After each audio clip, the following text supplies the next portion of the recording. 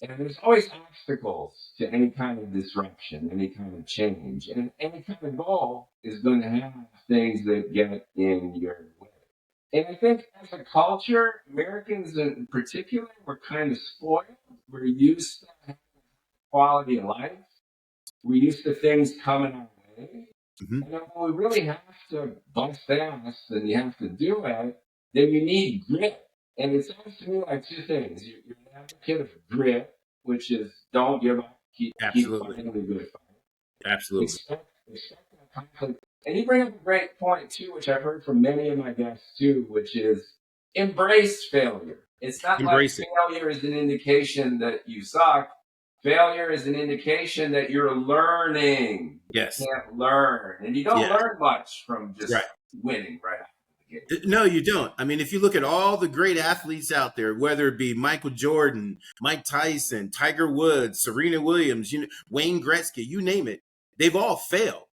And Michael Jordan, for example, didn't make his high school basketball team. I think he didn't make it. He was kicked off the team and came back the next year, 6 inches taller and Right. just was a wrecking force. You know what I mean? So that's an example.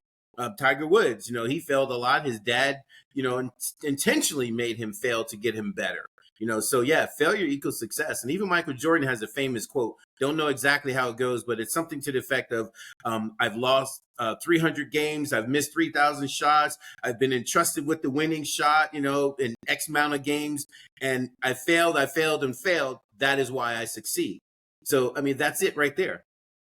Yeah. I mean, what do you think motivates people? Because another great Mike Tyson quote is everyone's got a plan until they're punched in the face. Until they're punched in the face. Yeah, and life is hard. On the one hand, we're spoiled and entitled brats. We call each other names on social media, and we've created this big mess for ourselves for the most part, right?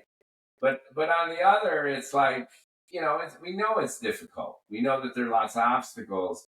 What kind of advice do you give folks to keep that faith, to stay motivated? Because I think that that's probably at the heart of it, right? Like you It need is. some kind of vision that you're going for, because otherwise you're just paying attention to everything in your way, and it's easy to get discouraged.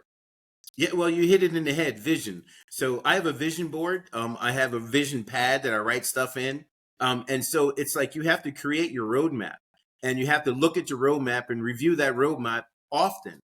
That way you can stay the course. But it's very hard. It's a long road and it's often a dark road. And, there are many nights, many a times when I have sat and cried. There are many a times when I've been wanting to give up, and just want to forget about it.